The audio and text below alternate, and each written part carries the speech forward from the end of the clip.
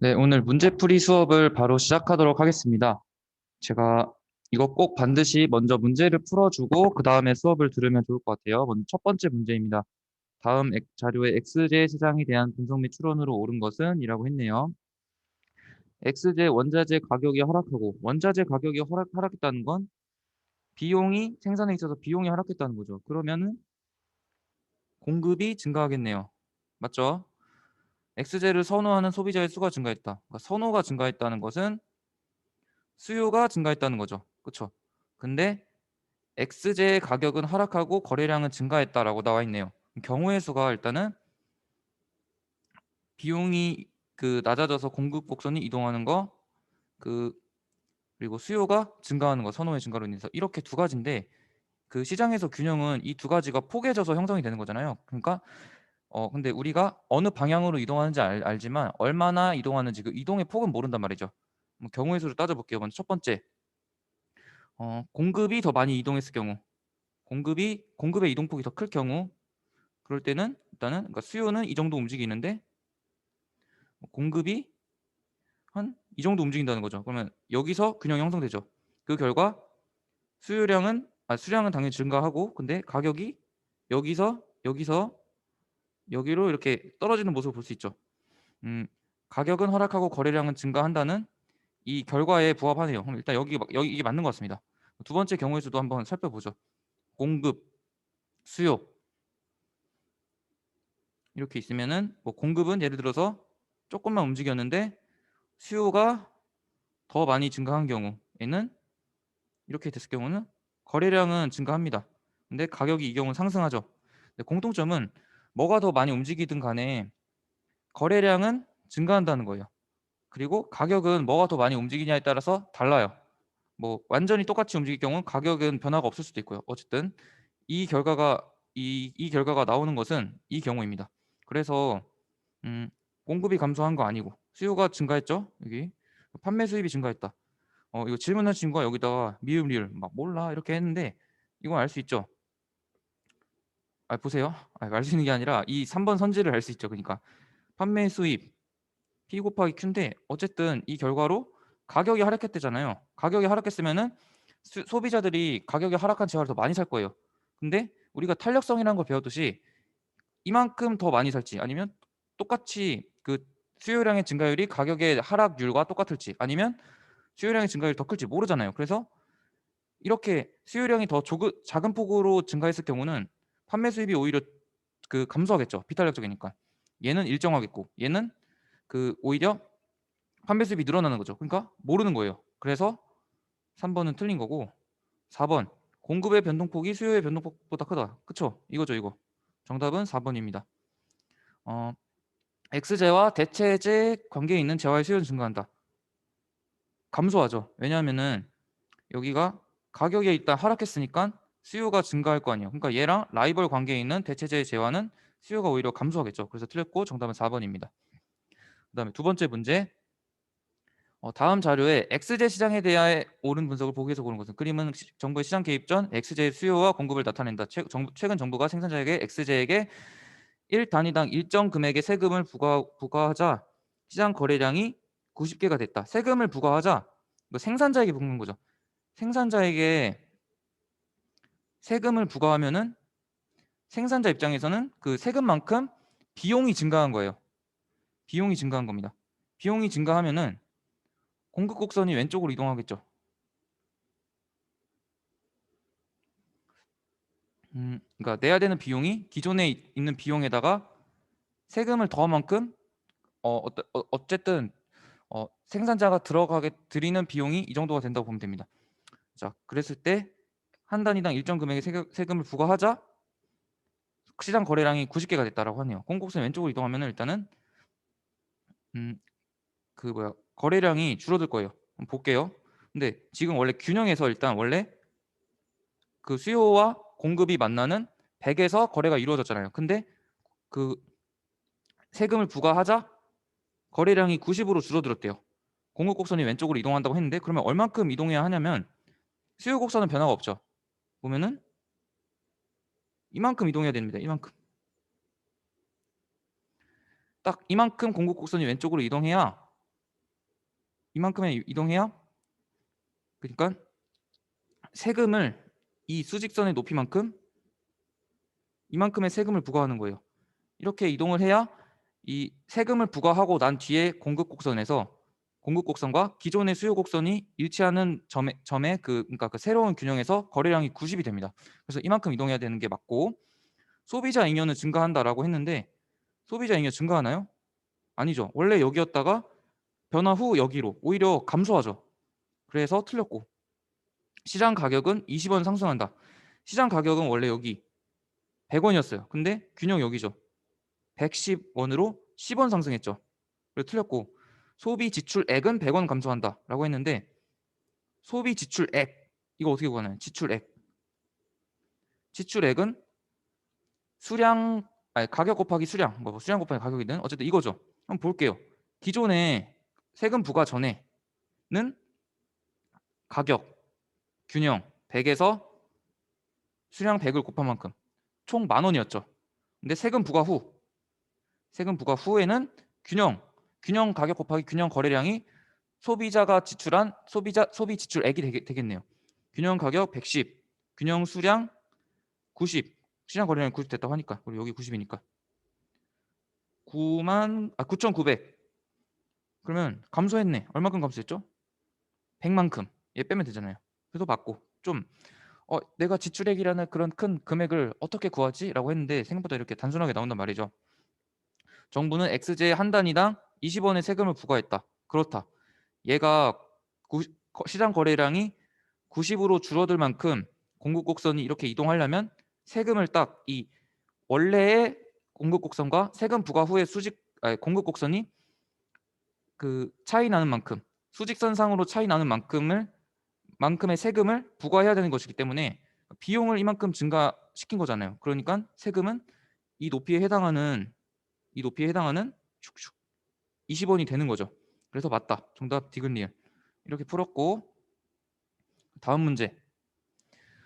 그림은 X자의 시장 균형점 E가 A 또는 B로 이동하는 것을 나타낸 것이다. 이에 대해 옳은 설명을 보기 위해서 고른 것은, 그러면 이 경우의 수가 두 가지가 있네. A랑 B랑. 먼저 A는 여기가 수량이고 여기 가격이니까 여기 있다가 가격 올라가고 수량 높아졌다는 거네요. 그죠? 가격 올라가고 수량도 증가하고. B는 수량은 높아졌어요. 근데 가격은 오히려 줄어든 거죠. 이런 경우의 수가 어떨 때 가능할까요? 아까 봤던 거랑 똑같죠? 아까 우리 요 문제 풀면서 이렇게 나올 수 있는 경우의 수를 살펴봤잖아요. 일단은 이렇게 있으면은 가격도 증가하고 수량도 증가하려면 이렇게 수요 곡선이 이동하는 수밖에 없어요. 수량 증가, 가격 증가, 수요 증가. 그리고 이 B의 경우의 수가 나오려면요. 뭐만 가능할까요? 일단은 수요든 공급이든 감소하면은 거래량이 감소해요. 근데 이게 증가했다는 거는 수요든 공급이든 뭐가 하나 증가했다는 거고, 근데 가격이 내려가려면 이 가격을 증가시키는 수요 증가가 아니라 공급 곡선이 오른쪽으로 이동해야 돼요. 그러면 수량은 증가하고 근데 시장 가격이 줄어들죠. 이렇게 돼야 됩니다. 여기 해당하는 거를 기형부터 리을까지 맞는 걸 찾으면 되겠네요. 균형점이 A로 이동하면 생산자 잉여가 감소한다. 한번 볼까요?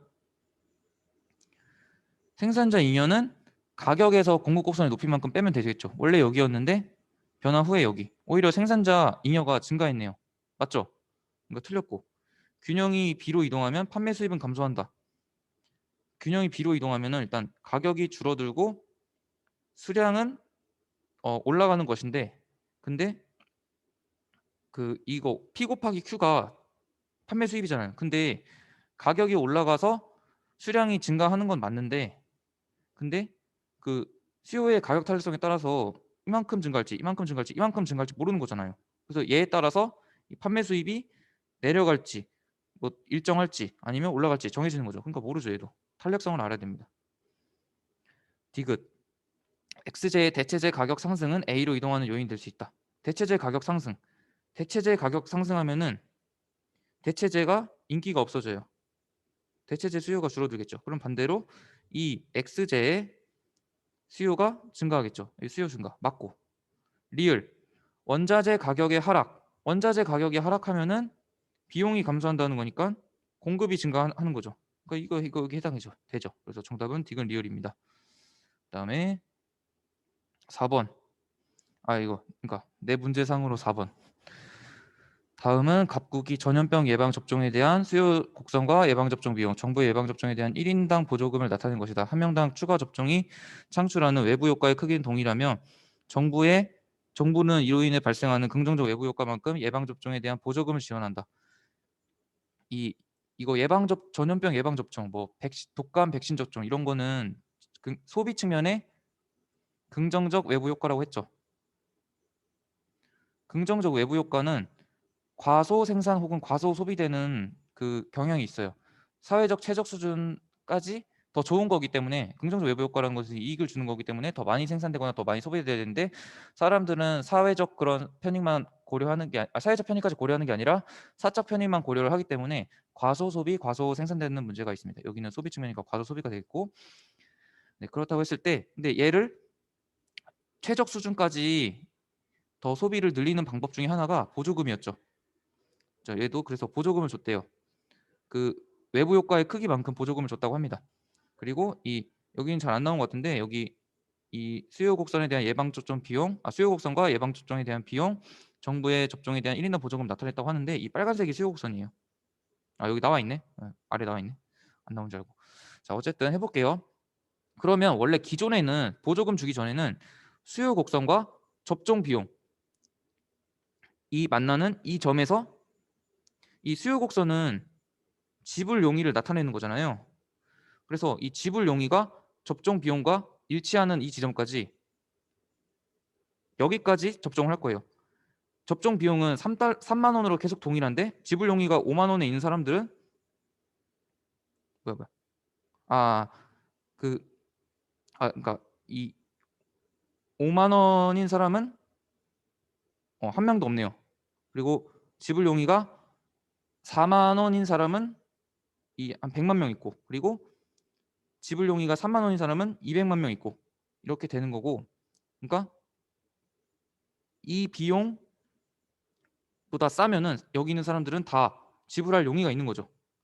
그래서 사람들은 정부가 보조금을 주기 전에 이 접종 비용과 지불 용의를 나타내는 이 수요 곡선이 일치하는 이 지점까지 사람들이 예방 접종을 할 겁니다. 그러니까 200만 명까지 접종을 할 거예요. 근데 이게 사회적 최적 수준이 아니라는 거죠. 정부가 그래서 그 사회적 최적 수준을 달성할 수 있는 긍정적 외부 효과만큼 예방 접종에 대한 보조금을 지원한다고 합니다. 보조금의 크기는 2만 원이에요. 자, 그러면 이 사람이 그 원래 예방 접종을 하는데 드는 비용이 3만 원이에요. 그렇죠? 3만 원이 나가는 거죠. 3만 원이 나가는 거예요. 비용은 3만 원. 그리고 근데 그 정부가 예방 접종을 할 때마다 보조금을 준다잖아요. 그렇죠? 그 보조금은 2만 원입니다. 그러니까 2만 원을 보조해 주는 거죠. 그러니까 결과적으로 어떤 사람이 예방 접종을 한 번 한다고 하면은 3만 원의 비용을 내고 정부한테 2만 원의 보조금을 얻는 거죠. 결과적으로 그러면 최종적으로 그 1만 원의 비용이 들어가는 거 아닌가요? 그래서 정부가 보조금을 주면 실질적으로 3만 원에서 2만 원을 뺀 만 원의 비용을 들이는 그런 효과가 발생합니다. 똑같은 효과가. 3만 원 들어가는데 거기서 정부가 2만 원을 지원해 주겠다는 거잖아요. 그러니까 사람들이 실질적으로 비용을 지불하는 금액은 만 원인 거죠. 3만 원 내고 어차피 2만 원 받으니까. 그래서 이 새로운 비용과 기존의 수요 곡선이 만나는 이 지점에서 균형이 형성될 거예요. 그래서 100만 개까지 400만 명까지 접종할 겁니다. 여기가 사회적 최적 수준이라는 거죠. 그래서 한번 해볼게요. 근데 인구는 500만 명이라고 합니다. 최적 수준은 400만 명이고. 그래서 최적 수준이 여기임을 알 수 있는 이유는 정부가 보조금을 긍정적 외부 효과만큼 보조금을 지원했댔잖아요. 그러니까 보조금을 2만 원 지원한 거는 사회적 최적 수준까지 달성할 수 있었던 금액이 2만 원이었던 거예요. 그래서 기업, 정부의 지원으로 각국 사람 모두가 접종을 받았다. 아니죠. 400만 명만 받았죠. 500만 명은 인구가 500만 명인데 다 받지 않고 400만 명까지 받았잖아요. 그래서 틀렸고 정부의 지원에 따른 추가 접종자 수는 200만 명이다. 원래는 200만 명이었는데 기존에 200만 명이었는데 그 보조금 지원 후 400만 명으로 늘었죠. 그러니까 200만 명만큼 늘었으니까 추가 접종자를 물었으니까 200만 명 맞죠. 그리고 정부의 지원이 없을 때 접종자 수는 200만 명. 그렇습니다. 맞고 정부의 지원에도 불구하고 외부 효과로 인한 시장 실패는 해소하지 않는다. 아닙니다. 시장 실패 해소됐습니다. 왜냐하면 정부가 그 딱 외부 효과의 크기만큼 예방 접종에 대한 보조금을 지원한 것이기 때문에 시장 실패가 완전히 해소됐다고 가정하는 겁니다. 왜냐하면 만약에 그 외부 편익만큼 적은 보조금을 지원했다면 완전히 해소가 안 됐을 수도 있겠죠. 근데 지금 그 외부 효과만큼 그 금액에 해당하는 보조금을 지원했다고 가정을 했으니까 이거는 시장 실패가 완전히 해소되었다고 볼 수 있습니다. 사회적 최적 수준까지 달성이 된 것입니다. 그래서 정답은 니은 디귿. 두 번째 그다음에 여기. 자, 이거는 이제 이 문제 유형인데요. 이거 오염 배출권 거래제도 문제입니다. 이 환경 오염 같은 것을 해결하는 그런 실질적인 해결 방안 중에서 정부가 오염을 배출할 수 있는 어떤 오염 배출을 할 수 있는 정량을 정해놓고 뭐 몇 톤까지 그 배출하는 것을 허용한다라고 정해놓고 그 이상의 어떤 배출을 할 시에는 무조건 그 자기 비용을 들여서 그 오염 물질을 정화하도록 하는 그런 제도가 있어요. 근데 이게 또 시험 문제로 많이 나옵니다. 제 시험 문제에 뭐 나온다는 게 아니라 이거는 사실 뭐 저는 고등학교 교과서는 사실 다루기 조금 버거운 측면이 있다고 생각을 해서 제외했는데 이거는 뭐 수능에서도 나오고 이렇게 나오듯이 수능에서 나오고 그리고 각종 공무원 시험 그리고 뭐 저 임용 시험 이런 데서 되게 많이 나오는 거예요. 그래서 여러분들이 하고 있는 게 절대 그렇게 쉬운 거는 아니에요. 좀 나름대로 어려운 거니까 너무 여러분들 막 틀리고 이런다고 좌절하지 마시고 누구나 다 어려운 거는 어려운 겁니다. 어쨌든 해볼게요. A, B 두 개의 공장이 있는 각국에서 두 공장이 각각 연간 100톤씩 총 200톤의 오염물질을 배출하고 있다. 그러니까 현재 A랑 B가 각각 100톤을 배출 중이에요. 오염물질을 이만큼 배출하고 있는데 정부가 오염물질 총량을 연간 60톤으로 감축하는 걸 목표로 한대요. 지금 그 둘이 합해서 200톤인데 정부가 규제를 해서 60톤까지 줄이는 것을 목표로 한대요. 60톤만큼 줄이는 게 아니라 140톤만큼 줄여서 60톤까지 줄인다는 거죠. 자, 그렇다고 했을 때 근데 그 오염을 배출할 수 있는 한 장당 1톤의 오염물질을 배출할 수 있는 오염물질 배출권은 오염물질을 배출할 수 있는 권리 그거를 각 공장에 30장씩 지급하고 서로 거래를 할 수 있게 했대요. 30톤 그러니까 한 장당 이제 1톤의 배출권이 허용되는 거니까 이렇게 딱 배출권을 가진 만큼 60톤 총 60 이렇게 하면 총 60톤이죠. 이만큼만 이만큼만 배출을 허용하는 거예요. 오염 배출권. 그리고 얘가 거래 가능하도록 했대요. 그리고 배출권 한도를 초과하는 오염 물질은 반드시 정화해야 된대요. 그러니까 오염 배출권 못 쓰면은 무조건 그 자기 비용을 들여서 거래해야 된다는 겁니다. 그래서 이 A라는 공장은 100만 원 들여서 오염 물질을 배출 안 하고 스스로 그 오염 물질을 정화해야 되고 B 공장은 150만 원을 들여서 스스로 오염 배출권을 못 썼을 경우에는 그 초과하는 금액에 대해서는 150만큼 들여서 스스로 정화해야 되는 거예요. 그 오염 물질을. 자, 그러면 이 A라는 공장과 B라는 공장의 각각의 그 경제 주체는요. 무조건 합리적인 경제 주체이기 때문에 오로지 그 비용과 편익만 고려를 합니다. 어떻게 고려를 하냐면 비용이 적게 드는 방법을 선택해요. 지금 오염물질을 거래할 수 있게 했잖아요. 그래서 오염물질 배출권 얘를 거래 가능하게 한다 했어요. 그러니까 A랑 B랑 이렇게 협상을 해서 어느 정도 가격선에서 이게 뭐 맞으면은 거래한다 이런 거겠죠. 얼마의 거래가 될지 모르겠지만 이 가격을 피라고 할게요. 그리고 이 정화 비용 지금 A는 100만 원, B는 150만 원. 그러면 각각의 경제 주체는요. 이 두 가지 중에 더 저렴한 방법을 선택할 겁니다. 뭐 기업은 환경 오염이 얼마나 되든 관심 없어요. 만약에 배출권을 사가지고 배출권을 사서 그냥 배출을 하는 게 더 저렴하면은 배출권을 사는 선택을 할 것이고, 배출권을 사는 것보다 스스로 정화하는 비용이 더 저렴하다 하면은 이 배출권을 팔고 스스로 이 비용을 들여서 정화하는 방법을 선택할 겁니다. 그래서 이 배출권이, 여기다가 다시 정리해 볼게요. 그래서 이 배출권 거래 가격과 정화 비용을 고려해서 만약에 이 배출권 거래 가격이 더 비싸요. 그리고 정화 비용이 더 싸요. 그러면 이 사람은 정화하겠어요? 아니면 배출권 사서 구입하겠어요? 정화하는 게 더 싸니까 정화하겠죠. 스스로 오염물질 스스로 정화해서 줄이겠죠. 그래서 얘는 이 비싼 배출권을 판매하는 판매자 역할을 할 겁니다.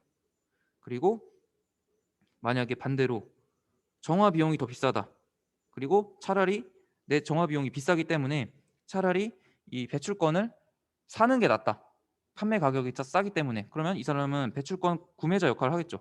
자, 그럼 누가 판매자 역할을 하고 누가 구매자 역할을 하고, 그리고 그 배출권 가격이 어느 정도 가격에서 형성될 것인지에 대해서 한번 보도록 할게요. 자, 경우의 수를 따져볼게요. 100이랑 100만 원, 150만 원이니까 만약에 배출권 가격이 150만 원 이상일 때 A랑 B는 어떤 역할을 할지 한번 볼게요. 얘가 정화 비용과 비교해가지고 이 배출권 가격이 더 비싸면 판매자 역할을 하는 거죠. 보니까 둘 다 A는 100만 원, B는 비용이 150만 원이에요. 근데 둘 다 지금 이 배출권 가격이 더 비쌉니다. 그쵸?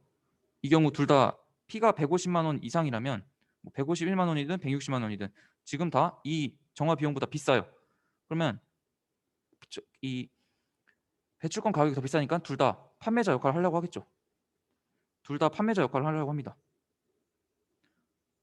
그러면 이 경우 둘 다 판매자 역할을 하니까, 둘 다 팔고 싶어 하니까 거래가 일어나려고 하지 않겠죠. 그렇죠? 누군가는 살려고 해야 거래가 일어날 거 아니에요. 그러면 이제 두 번째, 가격이 100 이상 150 미만일 때, 이때는 어떨까요? 100초가, 그러니까 100과 150 사이일 때, 100과 150은 이것도 할 수 있고 저것도 할 수 있다 이러기 때문에 그 배제하도록 하겠습니다.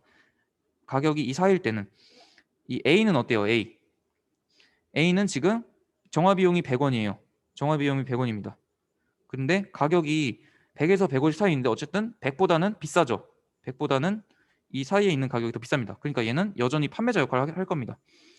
근데 이제 B는 상황이 바뀌었어요. B는 이 가격이 지금 150이에요. 근데 이 P에 어떤 숫자가 들어가든 이 숫자가 얘보다는, 이 150의 정화 비용보다는 쌉니다. 그래서 이제 B는 구매자 역할을 하는 거예요. 이제 거래가 성사되네요. 그렇죠? 그러면 마지막으로 가격이 100보다 낮을 때를 한번 고려해 볼게요. 가격이 100보다 낮을 때는요, 이 얘네들의 그 정화 비용이 각각 100과 150이니까 100이든 150이든 지금 얘가 얘보다 작잖아요. 그러니까 둘 다 구매자 역할을 하려고 할 거예요. 그러면 우리가 알 수 있는 게, 거래가 일어날 수 있는 경우는 이 경우뿐이겠구나 라고 합니다. 자, 그래서 이 구간에서 거래가 이루어질 겁니다. 자, 그래서 한번, 그러면 지금 A가 B에게 배출권을 판매하는 거죠. 그렇죠? 얼만큼 판매하겠어요? 네, 30장 다 판매하겠죠. 각각 30장씩 가져오는데, B는 일단 자기한테 할당이 된 30장 그대로 쓰고, 1톤당 한 장당 1톤이니까 3장 그대로 쓰고, 또 얘가 30톤을 판매하면은, 이 가격에 판매하면은 그 구매해서 이렇게 총 60장의 배출권을 사용해서 60톤을 배출할 겁니다. 그렇죠? 자, 그러면 A는 지금 배출권 없죠. 배출권 없어요. 그러면 얘는 원래 가지고 있던 100톤 다 이 저감 비용을 들여서 자체 정화할 거예요. A는 자체 정화. B는요? B도 원래 100톤 가지고 있었죠. 100톤 가지고 있었는데 지금 60장의 배출이 허용이 된 거니까, 그럼 얼만큼 정화해야 될까요? 100톤 중에서 60톤은 배출하는 거고 나머지 40톤은 남으니까 얘는 지금 연간 60톤까지 그 허용을 한다 했으니까 나머지 40톤은 얘도 어쨌든 자체 정화를 해야 돼요. 이 60톤은 배출권으로 배출하는 거고요. 한번 정리해 볼게요. 이거 바로 문제 풀어볼게요. 이거 내가 쓴 거구나. 기억 A 공장은 오염물질 100톤을 자체 정화할 것이다. 그렇다. 얘는 배출권 다 팔았으니까 자체 정화해야 될 것이다. B 공장은 오염물질 70톤을 자체 정화할 것이다. 70톤이 아니라 40톤이죠. 100톤에서 기존에 있는 100톤에서 그 오염을 배출할 수 있도록 허용된 60톤을 뺀 나머지 40톤은 얘도 이 규제가 있기 때문에 자체 정화를 해야 될 것입니다. 오염물질 배출량은 B 공장이 A 공장보다 많을 것이다. 그렇다. 왜냐면 얘는 지금 배출권 다 팔았으니까 배출량이 빵톤이에요. 빵톤. 근데 얘는 배출권 60장 다 지금 얘한테 있죠. B한테. 그러니까 얘는 60톤 배출하니까 당연히 얘보다 많죠. 오염물질 배출권 한 장당 100만 원에서 150만 원 사이에 거래될 것이다. 그렇다. 이 경우 수밖에 없다. 거래될 수 있는 경우.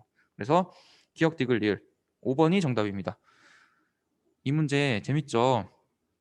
나중에 여러분들이 뭐 경제학과 가시던 뭐 공무원 시험 보시던 각종 전문 자격사 시험 보시던 이런 문제 유형은 아주 그 단골 유형이기 때문에 조금 고등학교 수준에서 어렵긴 하지만 그래도 나름대로 여러분들의 그 사고력을 점검해 볼 수 있다고 생각하고 이거 기억해두면 좋을 것 같습니다.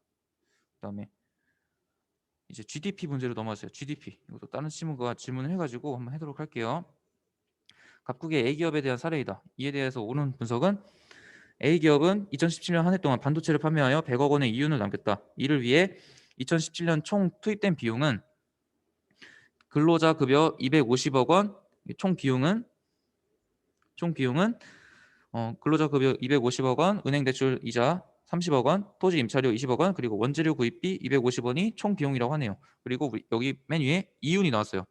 먼저 이거는 GDP에 대한 문제이지만 근데 이제 우리가 이전에 배웠던 그 이윤을 구하는 방법 그것부터 적용을 해야 됩니다. 아주 그 스텝 바이 스텝으로 적용할 수 있는 그런 문제라고 할 수 있어요. 이윤 어떻게 구하나요? 이윤 총 수입 빼기 수입이랑 이윤이랑 다른 거 아시죠? 총 수입에서 총 비용을 빼는 게 이윤이죠.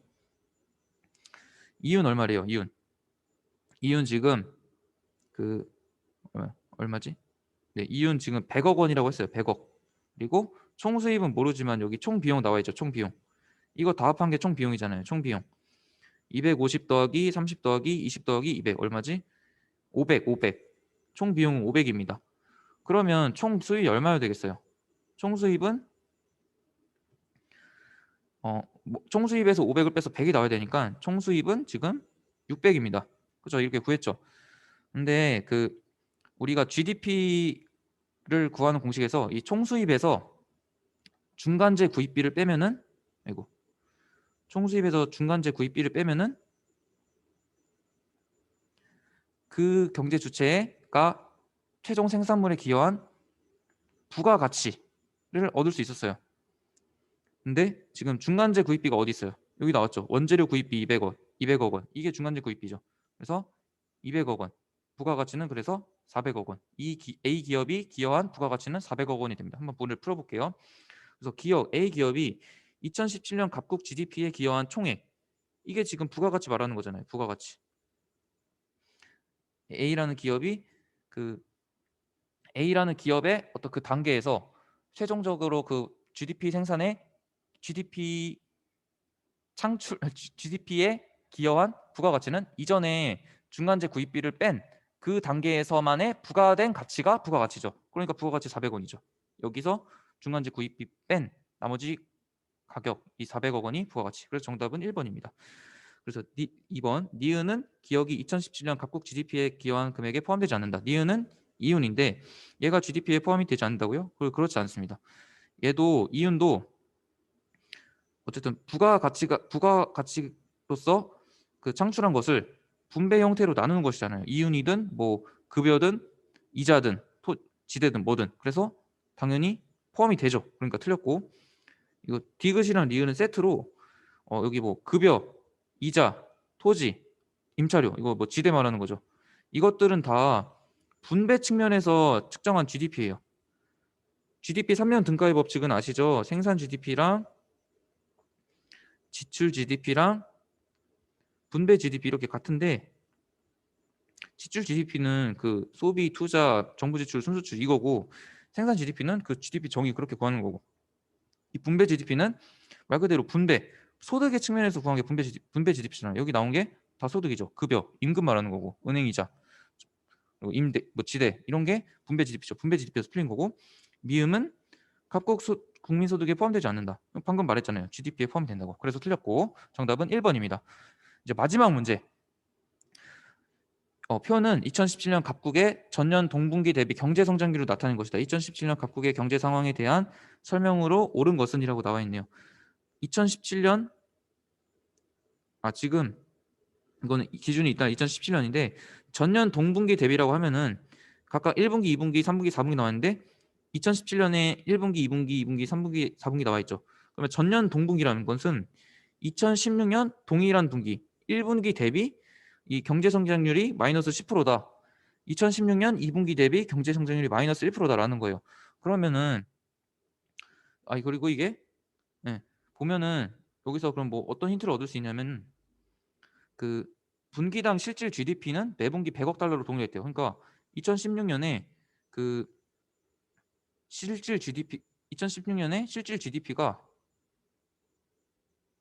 1분기, 2분기, 3분기, 4분기 모두 다 100억 달러였대요. 그러면 이제 이 경쟁 성장률은 여기 나와 있으니까 이 2017년에 1분기, 2분기, 3분기, 4분기에 실질 GDP도 구할 수 있지 않을까요? 어떻게 구해요? 여러분, 경제 성장률의 정의가 뭐예요? 경제가 성장한 비율을 증가율을 말하는 거죠. 근데 그 경제 성장률이라는 게 경제 성장은 경제 규모의 증가를 의미하는 거죠. 경제 규모는 GDP를 말하는 거죠. 근데 이게 명목 GDP로 측정 안 한다고 했어요. 왜냐하면 물가 상승분을 반영해 가지고 GDP가 왜곡될 우려가 있기 때문에 그 경제가 성장했다는 것에 왜곡을 줄 수 있기 때문에 이 경제 성장을 측정함에 있어서 GDP는 명목 GDP가 아니라 실질 GDP를 말하는 겁니다. 그래서 경제 성장률은 그냥 실질 GDP 증가율을 말하는 거예요. 그러니까 얘는 다시 말하면 경제 성장률, 실질 GDP 증가율을 말하는 거예요. 지금 GDP 아니까 그리고 전년도의 실질 GDP를 아니까 지금 여기 증가율을 아니까 이 해의 실질 GDP도 구할 수 있을 것 같습니다. 증가율을 구하는 거 알잖아요. 증가율 어떻게 구해요? 증가율 혹은 뭐 감소율, 그러니까 변화 전의 값에서 변화 후의 값,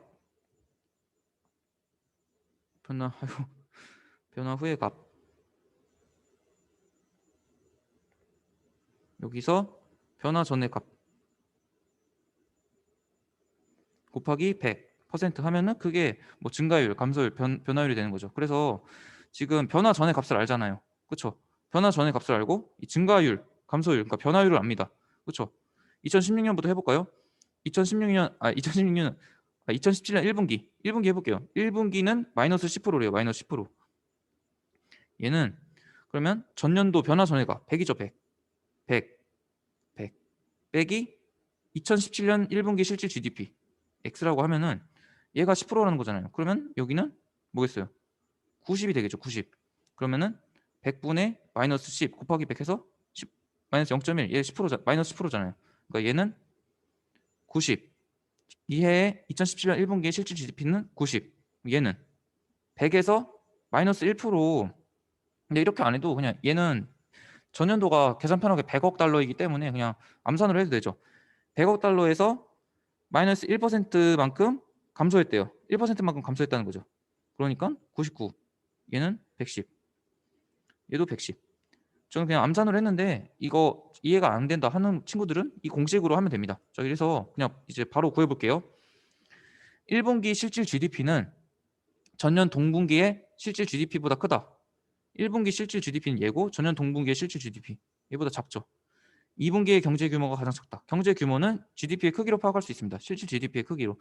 경제 규모가 작은 거는 실질 GDP가 제일 작은 1분기죠. 틀렸고 전년도 대비 경제 성장률은 3분기보다 2분기가 높다. 방금 변화율 구한 공식으로 경제 성장률 구하면 되죠. 먼저 2분기의 경제 성장률 구해볼까요? 2분기의 경제 성장률은 99 빼기 그러니까 1분기에서 2분기로 얼만큼 성장했는지 그거 말하는 거니까 얼만큼이 아니라 몇 퍼센트로 성장했는지 그거 말하는 거니까 변화 후의 값 99, 변화 전의 값 90, 그리고 기준은 변화 전의 값 90 곱하기 100 하면 되죠. 90분의 9네요. 그러니까 이거 뭐야? 10분의 1이죠. 10분의 1. 이게 2분기. 그럼 3분기는 여기서 여기로 몇 퍼센트 변했는지 그거 물어보는 거죠. 110에서 99 빼고 우리 기준은 99. 99분의 11인가? 이거네요. 그러니까 얘는 9분의 1이죠. 10분의 1이랑 9분의 1 중에 뭐가 더 크죠? 얘가 더 크죠. 그러니까 3분기가 더 큰 게 맞죠. 정답은 3번.